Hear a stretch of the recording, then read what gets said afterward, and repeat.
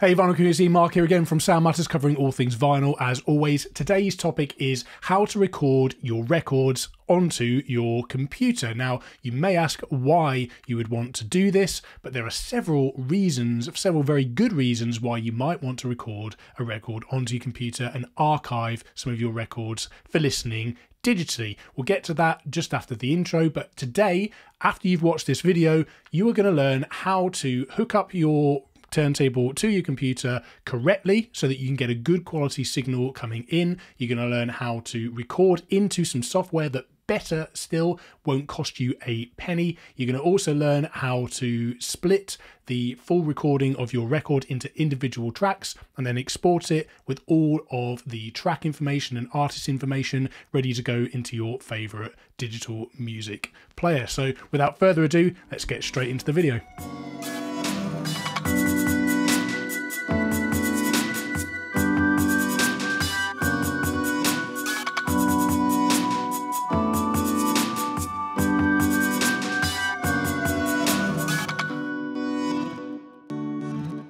So, in a world of digital streaming, why would you want to go to the trouble of archiving your record digitally or recording your record digitally to a computer? It might sound strange, but the fact of the matter is perhaps you don't want to sign up for a streaming service. Not everybody wants to pay per month for their music. There's a lot of people that watch this channel that feel that way, so that's a perfectly valid reason as to why you might want the convenience occasionally of digital files and being able to take your music on the move without having to pay for one of these services. Secondly, we're looking at things like the benefit of just how vinyl sounds. Now, you might just prefer the aesthetic of how the record sounds compared to some of the digital releases. There's that side of it too. And also, very often, because vinyl is viewed as an audiophile medium, you will find very often, not always, but it's often the case that sometimes the mastering engineer behind the vinyl release of the record will retain the dynamics more in that mastering process. You will find that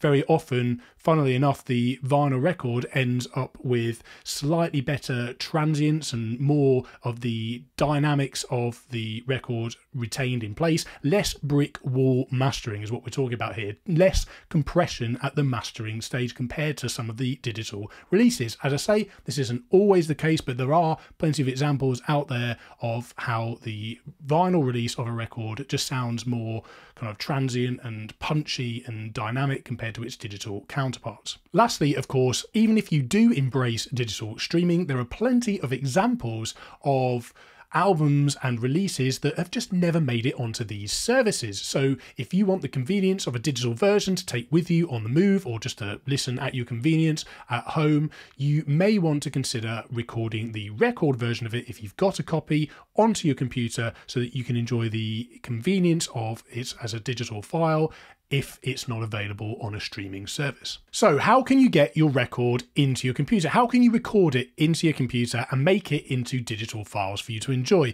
Well, I'm going to start off with how you shouldn't record a vinyl record into your computer. You will see a lot of tutorials out there that will say that you can simply basically just go get yourself a cable like this that comes out of the output of your Fono preamp, and then this little mini jack here goes into the line input on the back of your computer in your sound card. Now, although you can technically record a record into your computer this way, the sound cards that are built into computers, the stock sound cards within your laptop or your tower-based computer, whatever you might have, these are not the best quality sound cards. They will not have the best analog to digital converters to do your record justice. You will find that you will get very flat, quite dull representations of your record. So number one is that I would say if you've been considering going down this route or this is how you've been doing it in the past, I'm going to show you a better way in order to capture records more faithfully in a way that does the medium justice.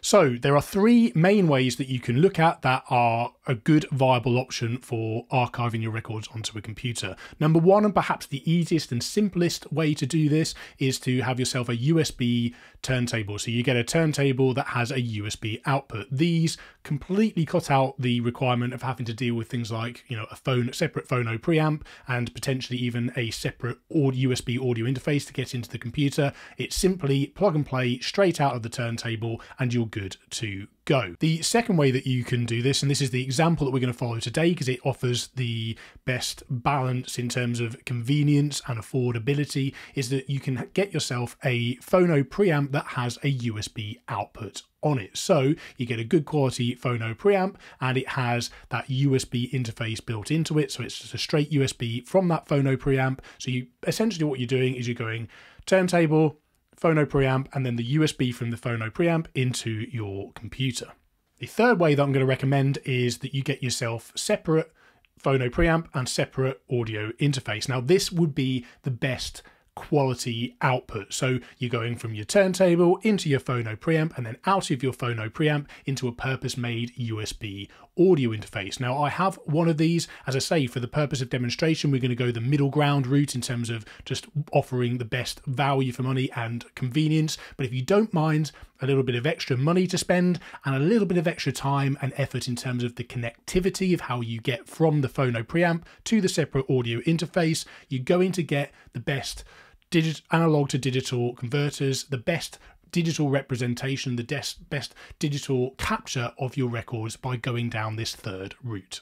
So this is my audio interface here. It's the SSL2+. You'll need to make sure you have the input set to line if you go in this route, and you also need a way of getting into an XLR input. This may involve a cable like this, which is a Fono cable to XLR adapter, and you can easily do that. I happen to have a Fono interface here that has XLR out on it, which is unusual. So for most commercial Fono preamps, which I'm guessing is most of you out there, you will need those cables to go from your Fono preamp into a professional interface like the SSL2+. So as it stands at the moment, we have managed to get our turntable into our computer one way or the other, whether it be the first, second or third method that I've recommended to you. So now what we need is some software to actually record the record into. And the great news about this is that there is a very, very good free package out there that you can download that will enable you to very easily capture records straight into your computer and then export these recordings as separate individual tracks, just like you would have a set of MP3s or a set of high quality, high resolution digital files. You will be able to export your record as these separate tracks using this software. And I'm going to show you exactly how to do it. So the program we're going to download as the example for this video is a program called Audacity. Many of you may have heard this before, but it has been a very good, very reliable, open source audio recording medium for many years now. It's been developed over the years and it's very, very reliable and very easy to use. As I say, even better still, it's not going to cost you a penny. So we're going to go download that now. And then once you've downloaded and installed that, I'm going to go straight into the program. I'm going to walk you through step by step how to transfer your record into Audacity. When we open up this program, we're going to do a little bit of setup first before we can get started. We need to make sure our audio settings are set up correctly and that we've got a track to record onto. So let's get straight into that bit first. So the first thing you're going to want to do is go to the audio setup tab, and this will enable us to select our inputs and our outputs in terms of the audio coming into and out of Audacity. So from here, once you click down here, this useful tab comes up that clearly labels everything, and it's pretty self-explanatory really. The playback device, what are you going to use to monitor what's been recorded into Audacity? In this case, we're using the MacBook Pro speakers, which is fine. And then for the recording device, what are we using to record our records into Audacity? In this case, of course, as I mentioned briefly already, we're going to use the convenience of the Rega Mini Fono preamp, which has that USB output. So we're going to select the USB output of the Rega Fono preamp from here. And then lastly, the only other setting you need to look at from this tab in particular is the fact that we want to ensure that we are indeed recording both the left and the right channel by selecting stereo. Now, the next thing we're going to want to do is to determine our audio quality preferences. So if we go to the Preferences tab up here, and then we select Quality on the left, we can set our sample rate and we can set our bit depth. Now, what you can choose here will be determined to a degree on the device you're using. If you're using the same device I'm using today, if you're using the Rega Fono preamp, then you will be limited to 16 bits and 48 kilohertz as the higher amount, which is, in terms of the sample rate, that is a touch above CD quality. As you may know, CD quality is 44.1 and 16-bit. That's the baseline. You certainly don't want to go any lower than this because you will hear noticeable degrading in quality. And of course, there's a lot of debate out there about how much benefit there is in going to these higher sample rates in terms of the capability of human hearing. I'm not going to get into that in great detail today, but what I would say is that it is worth going higher if you can afford the storage space, because it will take up more space in terms of the files will be larger that you're recording. So if you can go higher, there's really no harm in doing so. The sample rate will determine the range of frequencies that you can capture within the digital system, and going to a higher bit depth will increase the dynamic range of the system and also reduce the overall digital noise floor within the system as well. So if you can go up to 24-bit, by all means do so. It will increase the file size, but hard disk space is pretty affordable these days, so go for a high quality. I would question whether there's really any point going any higher than certainly 96 kilohertz. At that point, I would really question whether anyone can honestly look me in the eye and tell me that they can hear the difference between 44.8 and 96 kilohertz and say going up to 192. I think that really is overkill, particularly when we're dealing with the kind of dynamic range that we'll be capturing, and certainly in terms of the bit depth. Any higher than 24-bit is certainly overkill when we're talking about the kind of dynamic range and the kind of the range of frequencies that we're going to be capturing from a vinyl record. So in this instance, we're going to set that to 16-bit, and we're going to go as high as we're allowed to with this audio device at 48 kilohertz sample rate. Now, just to give you an idea of what stepping up to a separate USB audio interface would give you in many regards, as long as it has the capability, of course. The SSL2 Plus is my other USB audio interface that I use for everything else. I use it for recording YouTube videos, for recording music, that kind of side of things. Really good quality, little compact USB audio interface. That would allow me to crank the quality right up to 24-bit, 192 kilohertz. Now, that is pretty damn good. Now, if you can afford the hard disk space and you want the peace of mind to just capture the best possible digital audio quality, then why not knock yourself out and go and do so. Back over in Audacity, we now need to create the actual track that we're going to record onto. So if we go to tracks up at the top here and then add new, and we want to select a stereo track. Last thing I recommend you check before starting the recording is to enable the software monitoring. So if you go to the recording tab in the preferences section here, you'll see a tab that says software playthrough of input. That will enable you to in real time hear the record play as you're recording it through Audacity and however you're monitoring it. I recommend that you monitor, if you can, using a set of headphones, because this stops any of the sound getting back into the room and potentially back into your cartridge and ultimately clouding your vinyl recording. So with that checked, we are now basically ready to go. So what we can do is we can monitor our input and make sure that the level is at the point where we're not too quiet, but also not so loud up here at 0 dB, where we would start to get distortion. So if we check this, we can then start monitoring. I can lower the stylus in a place where I know that the record is going to be relatively loud, and we can make sure that our level going in is at an appropriate setting. The Rega Fono preamp has a really handy level setting on the front that enables us to increase the USB recording output or decrease it if we're getting too much distortion. So that makes it very convenient and very easy with just a single dial in order to set this. And what we're aiming for here really is that we're not wanting to be too quiet, because we want to get good signal to noise ratio, but we also don't want to be hitting 0 dB. In a digital system, that is basically it's a full stop at that point. If you go any higher than 0 dB, you can't. It just turns into digital clipping. So we don't want to be hitting that 0 dB. We don't want to be too far down here either. A good benchmark is to keep yourself somewhere between the -6 and -12 dB range. Just bearing in mind, we just want plenty of headroom to make sure we don't go anywhere near that 0 dB point of clipping before we do any recording whatsoever.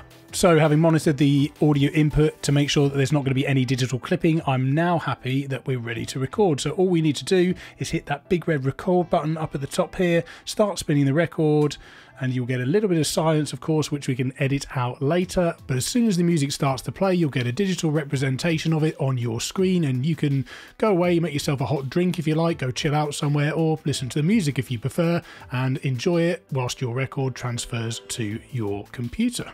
So here's our recording of side A. We are finished in terms of that side of things, and all I've done for the moment is I paused the recording process by pressing pause here, and we can resume the recording of side B when we're ready. But of course we're going to want to clean the stylus, flip over the record, make sure that that side is nice and clean, and then we can resume the same process for side B as well. So for the purpose of demonstration, I'm going to stop at side A because I really want to show you how you can export as individual tracks and apply some metadata that can be understood by music players and music libraries, so we can build a real library around the music, and it's not just random files called track 1, track 2, that kind of side of things. We want to be able to load it up into a music player and be able to see the album title, see the artist and the individual track names. So the way we would do this is to apply some metadata. So if we go up to the edit function here and go to metadata, you can see that we can input this information. So this is a copy of John Coltrane's A Love Supreme, so I'm going to put that in here, and then over to there, A Love Supreme.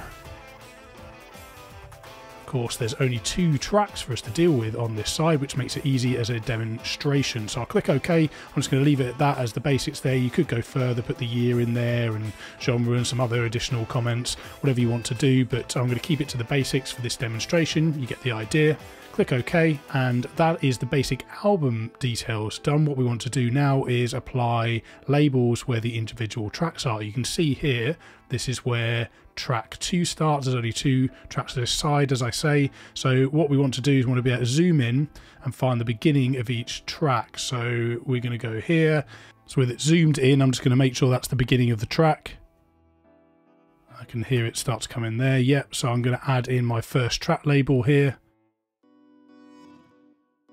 Add a selection, and we can put in the name just for convenience. I've got the track names loaded in here, and we're going to call that acknowledgement there, and then we'll zoom out again and find where the second track starts, which I think is around about here. You can hear, yeah, the silence in there, but I need to zoom in using these zoom buttons here, of course, just up at the top. You can use the shortcuts that are labeled there as well, but these are the buttons that you would want to use. Let's just make sure that this is the beginning. You won't be able to hear this, of course, on this demo, but you can see what I'm doing. I'm listening for the silence, and that is where I want to start. So I want to add my second track label here at that point to add its selection. You can see that it adds it down there and enables me to put in the second track name, and those are our individual track labels. We're now going to export the entire thing track by track. One thing I have forgotten to do that I nearly missed as a step that is obviously vital is I need to remove the unwanted noise at the end of the recording. Otherwise, my second track is going to have the run out groove rocking round and round, and I don't really want that. It will spoil the seamlessness of the album when we come to record and do side 2 as well. So we want to go to the end of the track here, and you want to delete any unwanted noise, any unwanted elements of the recording here, just by clicking and dragging on your mouse and then pressing the backspace key to delete the end. And now we are ready to export our 2 tracks. So to do so, we go to File and then go to Export and then go to Export Multiple. Now what this is going to enable us to do quite cleverly, makes it really light work, is to export based on the 2 labels that we created. So it makes it really quick to create individual tracks. It's really quite useful and clever. So what we're going to need to do, of course, is pick a folder for this to be saved into. So we're going to go to A Love Supreme. I created a folder here already on my desktop. I'm going to click OK, and then we need to choose the file format that we want to save as. There are a number of options in here, and there is totally uncompressed options like .wav and AIFF. Those are the best options if you're wanting to create a master file of your recording, but there are of course the conveniences of both lossy and lossless compressed formats in here, like MP3 as a lossy file format and FLAC as a lossless file format as well. But for the purpose of this, I want a completely uncompressed version of my recording, so I'm going to select .wav for the purpose of this demonstration. So once we've done that, then we're going to basically use the track labels, use the labels as the track names. So that's very convenient for us. And we don't want to include the audio before the first label because that would include the needle drop there as well. So based on this, we are essentially ready to go. So I'll click export, and it will start to populate my meta tags with the individual track names. This is really clever. So the first one comes up as track 1, and the track title comes up as acknowledgement based on my label. I'll click OK to that to accept it. And then the second one comes up automatically as well, and then resolution is there. This is now track 2, and we click OK, and it will start to export the tracks. You can see here we've got a confirmation message just to say that it successfully exported those 2 files. So we just click OK. So if we go to the folder where we just saved those, you'll see that the file names have been applied correctly. And if you were to open this up in a music player, it would also add the name of the artist and also the name of the album. It's worth mentioning though, with something like Apple Music, for example, the old iTunes, now Apple Music, if you want the metadata to work, you will really need to use the AIFF, the Apple specific file format for that. Just to show you what it kind of looks like when it comes into a library like Apple Music. You can see that this is what my exports look like based on those 2 tracks, adding the title of the album there and also obviously the artist name as well. It's collated them into an album so that I could build a library digitally of my vinyl recordings. The good news is once you've got those track labels there inside Audacity, exporting as multiple different file formats becomes really, really simple. All you need to do is repeat the export process and change the file format that you want. So there you have it. You've now got your record archived into your computer and into a digital playback library of some sorts. I hope you found this useful, and I hope it inspires you to incorporate this process into your vinyl hobby in some way. If you've missed any of the steps and would like some further instructions, then there will be a link in the description below where you can check out step-by-step instructions, including screenshots over at the Sound Matters website. There'll also be a list of products down there that you can link to, so just for your convenience, you can go pick up those products to help you get on your way with your vinyl archiving process. But if you do have any further questions, by all means do drop us a comment in the comment section below in this video. I'd be happy to help as much as I can to get you on your way. And also, if you're new to this channel, then please do consider subscribing. We'd love to have you on board. Thank you ever so much for the support that I've received from the YouTube community so far. It means an awful lot to me, and I look forward to seeing you all in that next video. Keep spinning.